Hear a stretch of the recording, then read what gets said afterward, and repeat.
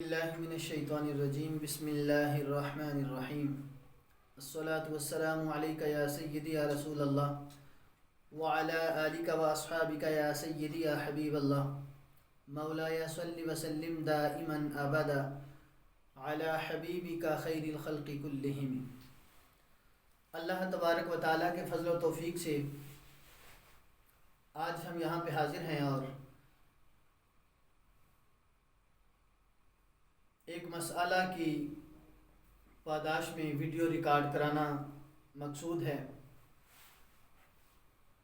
سب سے پہلے میں تمام احباب کو، سامعین و ناظرین کو السلام علیکم ورحمۃ اللہ وبرکاتہ عرض کرتا ہوں، اور اس کے بعد گزارش ہے کہ چند دن پہلے سے ایک ویڈیو وائرل ہو رہی ہے جو چوری شہباز ایڈوکیٹ کے نام سے ایک وکیل نام نہاد، جو وکیلوں کے نام پہ بھی دھبا ہے، اس نے ریکارڈ کروائی اور اس نے اہل سنت کے عظیم سپوت، اہل سنت کی آن، اہل سنت کی جان، اہل سنت کی شان، اہل سنت کے رہنما، اہل سنت کے پیشوا، حضور کنز العلماء مفکر اسلام ڈاکٹر محمد اشرف آصف جلالی صاحب زید شرفہ پر الزامات عائد کیے۔ اس بھیڈنگے وکیل کو اتنا نہیں پتا کہ اس کے لیے ایک شعر مشہور ہے کہ پیدا ہوا وکیل تو شیطان نے کہا لو ہم بھی آج صاحب اولاد ہو گئے۔ اس نے کہا گزشتہ دنوں ڈاکٹر اشرف آصف جلالی نے اپنے مدرسین کے ذریعے ایک کلپ ریکارڈ کروایا اور اس میں ثاقب شکیل جلالی کے بارے میں بہت سے الزامات، من گھڑت جھوٹے الزامات لگائے۔ مجھے ایک بات سمجھ میں نہیں آتی، اس بندے کو علم غیب کہاں سے آیا کہ یہ ڈاکٹر صاحب نے اپنے شاگردوں سے، اپنے مدرسین سے کہا کہ ایسے ایسے کہو ثاقب شکیل کو؟ وہ ہے کیا جس کے بارے میں اس طرح کہنا تھا؟ ثاقب شکیل کے بارے میں تو صفائی پیش کرنے آیا ہے، تو کیسا وکیل ہے جسے اتنا ہی نہیں پتا کہ ثاقب شکیل کا دفاع کرنا کیسا ہے، جو کہہ رہا تھا کہ جس نے باقاعدہ ڈاکٹر صاحب کو سٹیج پہ بیٹھ کے قتل کی دھمکی دی۔ وکیل صاحب آپ کیا کر رہے ہیں یار؟ آپ کو شرم نہیں آتی؟ بغیرت بن گئے ہو تم لوگ۔ اس نے کہا، وہ اس کا شعر وہ جو پنجابی میں تھا، اس نے کہا بچ جا امام خطائی، پہلا بھی ایک پھڑکا بیٹھا ماں۔ پتر تو پہلے ایک پھڑکا بیٹھا ہے، وہ گستاخ تھا جسے پھڑکا دیا ہے۔ اب تو نے میلی آنکھ سے دیکھا تو سنی تیری آنکھیں نوچ لیں گے کمینے۔ تو وکیل تو اتنا اندھا ہے، تجھے پتہ ہی نہیں کہ تو ایک بندہ جو ایک بندے کو، ایک مسلمان کو، ایک پاکستانی شہری کو وہ جناب برسر ممبر، برسر عام وہ قتل کی دھمکی دے رہا ہے، اور تو جناب اس کا ڈیفینڈ کر رہا ہے۔ تجھے میں تو تجھے کیا کہوں یار، تو وکیل ہی ایسا ہے کہ پیدا ہوا وکیل تو شیطان نے کہا۔ بہرحال بعد میں اس نے بڑے بڑے الزامات دھرے، جس میں ایک الزام یہ تھا کہ آپ نے لبیک یا رسول اللہ کو توڑا۔ مجھے ایک بات بتاؤ لونڈے، کیا جو بندہ گھر بناتا ہے وہ اپنے گھر کو توڑتا نہیں ہے؟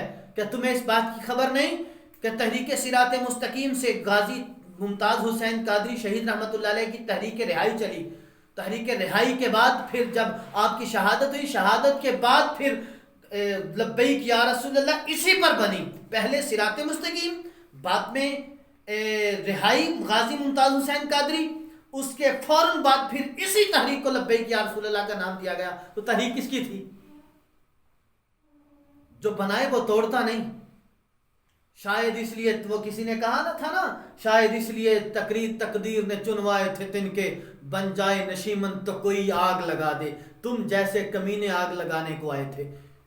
جس نے توڑا اس کا نام ہی تجھے آتا، بابا افضل قادری، یہ گجرات والا کہتا ہے کہ اہل سنت آپ سے بھرپور مطالبہ کرتے ہیں کہ فیض آباد دھرنے کو ناکام بنانے کے لیے آپ جناب ڈی چوک میں 25 افراد لے کے چلے گئے، اور فٹے منہ تجھے اتنا بھی نہیں پتا کہ فیض آباد دھرنا کہیں جا کے 6 نومبر کے بعد وہ جناب وہاں سے چل رہے ہیں لاہور سے، ڈاکٹر صاحب جناب 1 نومبر کو وہاں سے واپس پلٹ رہے ہیں، اور 23-24 کو یہ لاہور سے نکل رہے ہیں۔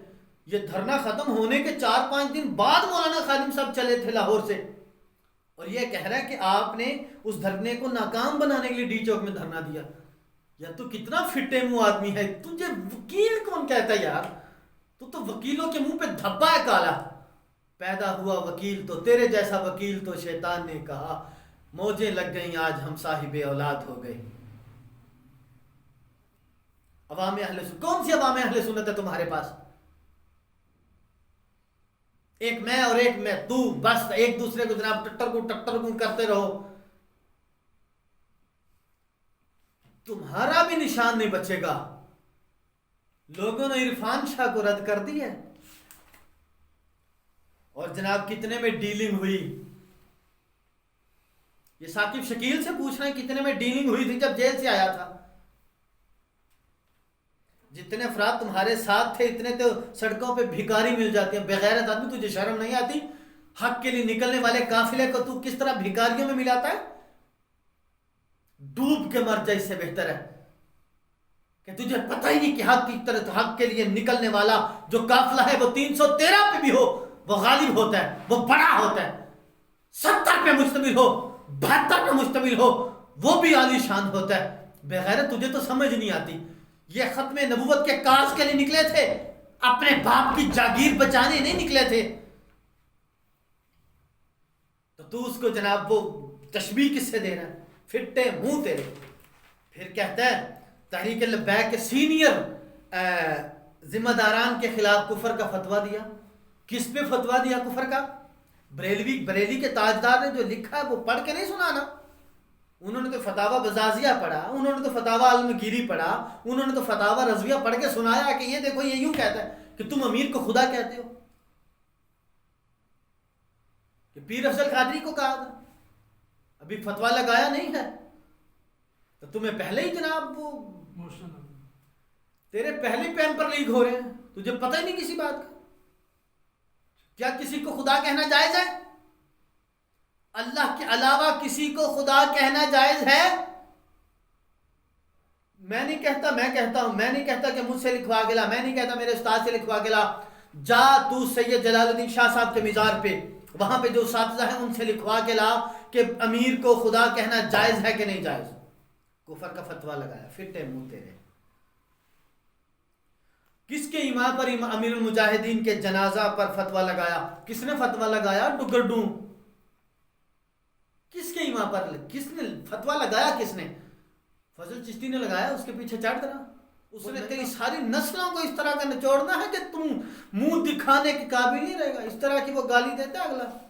یہ تو شریف آدمی ہیں, جلالی حضرات ہیں, یہ جناب دلیل کے قائل ہیں. میں بھی دلیل سے بات کر سکتا ہوں, لیکن تیرے جیسا ذلیل ہو اور وہاں یہاں پہ دلیل ہو. ستم کر ادھر آ ادھر آزمائیں, تو تیر آزما ہم بندوق آزمائیں. اینٹ کا جواب پتھر سے آ. اب تیر جگر والی بات نہیں ہے, کیونکہ تم لوگ رافضوں کی گود میں بیٹھے ہوئے ہو اور ہم رافضیوں کی تو ویسے جناب مار کے چھوڑیں گے انشاءاللہ. تمہیں پھر چھپنے کو گھونسلہ بھی نہیں ملے گا, یہ بھاگ جائیں گے سارے. اچھا پھر کہتا ہے بندے اتنے تھوڑے تم لے کے گئے جنازے میں. یار تیری کیا سوچ ہے یار, یہ مسلمانوں والی سوچ ہے. بندہ ایک جائے یا 10 جائیں, جانا جنازے میں ہے کہ وہاں پہ جا کے جناب گنتی کروانی میں اتنے آئے تھے جناب اتنے نہیں آئے تھے. تمہارے جیسے لوگوں کی سوچ ہوتی ہے کہ منہ دکھانے, کالا کوٹ پہنا, جناب جنازہ تھا, میں تو فوٹو چکانے گیا تھا, فوٹو بنوا لی, اب چلے.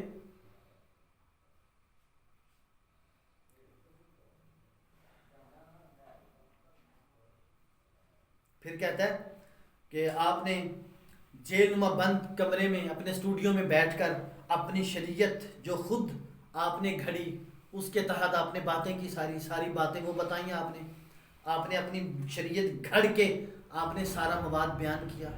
فریق مخالف کو سنا بھی نہیں. مجھے ایک بات بتا, شریعت کس نے بدلی؟ پوری دنیا میں ایک عالم دین جسے ڈاکٹر اشرف آصف جلالی کہتے ہیں, اس بندے نے صفوں میں فاصلہ نہیں کیا, اس بندے نے جمعے پہ دروازے بند نہیں کیے. باقی ساری مولوی لیٹے ہوئے تھے تمہارے سمیت, تمہارے امام کے سمیت, تمہارے سب کے سمیت. شریعت کنہوں نے بدلی؟ تم نے بدلی یا امام جلالی نے بدلی؟ یہ بھی یاد رکھنا. یہ پوچھنا اس سے کہ صفوں میں فاصلہ کر کے نماز ہوتی ہے کہ نہیں ہوتی. اب بھی کرونا ہے, اب کیسے ہوتی ہے؟ علماء اہل سنت کے درمیان انتشار ڈالا، روافظ کو کچھ نہ کہا، خوارج کو کچھ نہ کہا. یار تجھے پتا نہیں جس بندے نے مسئلہ بیان کر کے تمہارے جیسے نیم رافضیوں کی نیندیں حرام کر دیں تو رافضیوں کا کیا حال ہوا ہوگا؟ رافضیوں کی مائیں نہیں مر گئی ہوں گی؟ خارجیوں کی بھی مائیں مری ہیں، دیوبند کی بھی مائیں مری ہیں، بھابیوں کی بھی مائیں مری ہیں اس بندے کے نام سے. تیرے جیسے مر رہے ہیں تو ان کا کیا حال ہوگا کاکا؟ حیا کو ہاتھ مار.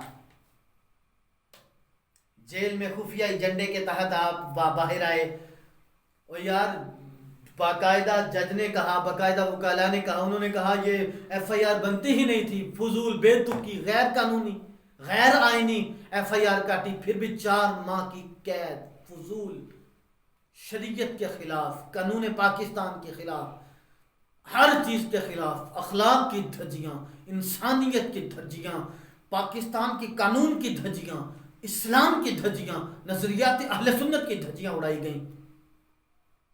اور تم کہتے ہو کس ایجنڈے کے تحت؟ جس نے بندہ مارا تھا وہ اگر آ جائے تو وہ ایجنڈے کے تحت نہیں آیا، ثاقب شکیل، اور یہ ایجنڈے کے تحت آئے ہیں جن پہ الزام صرف لگایا گیا وہ ثابت نہ ہو سکا. اگر اتنا ہی تو بڑا وکیل تھا تو ماما آتا نا عدالت میں، پروف کرتا نا. ماں نے جو جم دیا تھا چاٹا میں نہیں، بعد میں آ جاتا نا وہاں، ثابت کرتا آ کے جناب وہ تو گستاخی. اتنا ہی تجھے بڑا لمبردار بنا پھرتا ہے تو تجھے اگر سکھانا ہو قانون تو یوں ہے. کیا تجھے اتنا بھی نہیں پتا کہ جب گستاخی کا معاملہ ہو تو صوبائی حکومت سے اجازت لینا پڑتی ہے؟ جب وہ اجازت دے تو ایس پی لیول کا بندہ تفتیش کرتا ہے، جب ایس پی لیول کا بندہ تفتیش کرے تو پھر ایف آئی آر کٹتی ہے، ایف آئی آر کٹے تو پھر بعد میں وارنٹ گرفتاری کے جاری ہوتے ہیں، بعد میں پھر بندہ پکڑا جاتا ہے. یہاں پہ ایک بھی نہیں ہوا. تجھے کیا قانون سکھاؤں؟ تجھے کس نے وکیل بنایا؟ پیدا ہوا وکیل تو تیرے جیسا. شیطان نے کہا لو ہم بھی آج صاحب اولاد ہو گئے. میں تجھے قانون سکھاتا ہوں، اور ثاقب کو میں نماز کے مسائل سکھانے والا ہوں، اور تجھے یہ قانون سکھاؤں گا. میں وکیل ہوتا کیا؟ وکالت کرنے آیا بڑا. کس خریدار کے ہاتھوں جناب وہ بکتے رہے، ہر خریدار کے ہاتھوں بکتے رہے. کون سا خریدار تھا؟ کون سا ایسا پیسے والا تھا؟ کون سا ایسا سکہ تھا؟ کون سی ایسی کرنسی تھی؟ کون سا ایسا خریدار تھا؟ کون سا مائی کلال تھا جو امام جلالی کو خریدنے آیا؟ دنیا میں ایسی کرنسی نہ بنی، ایسا پیسہ نہ بنا، ایسا روپیہ نہ بنا، ایسا کوئی انسان نہیں جو امام جلالی کا ضمیر خرید سکے. اگر ہے تو میدان میں لا. اگر تو لے آئے کسی کو، اگر ثابت ہو جائے تو میرا گاٹا اتار دینا، بصورت دیگر تیرا اتارا جائے گا. ہاں کیونکہ یہ تو وکیل اپنے آپ کو کہتا ہے، پیدا ہوا وکیل تو شیطان. پتہ ہے نا، پیدا ہوا وکیل تو شیطان نے کہا لو ہم بھی آج صاحب اولاد ہو گئے. تو بچہ ہے اس کا، اور تو اپنے آپ کو بڑا بڑا فنکار سمجھتا ہے. اوے تو کچھ بھی نہیں ہو، آٹے میں نمک کے برابر بھی نہیں. تو یہ الگ بات ہے میں چھوڑ چکا فنکاری، تیرے جیسے ہو تو میں پھونکوں سے اڑا دیتا تھا. ہاں جی، خود ہی اپنی اداؤں پہ غور کرو. اگر ہم عرض کریں گے تو پھر یہ شکایت ہو. کہتا تھا حافظ عبدالستار سعیدی صاحب کی تو نے کال لگائی. ابھی 16 دسمبر کو جامعہ نعیمیہ میں ایک بہت بڑا کنونشن ہوا جس میں علماء و مشائخ حاضر تشریف لائے. حافظ عبدالستار سعیدی صاحب بھی تھے، پیر میاں ولید احمد شرکپوری بھی تھے، کرامت حسین شاہ صاحب بھی تھے، جس میں این ڈاکٹر امام جلالی کا موقف بیان کیا گیا.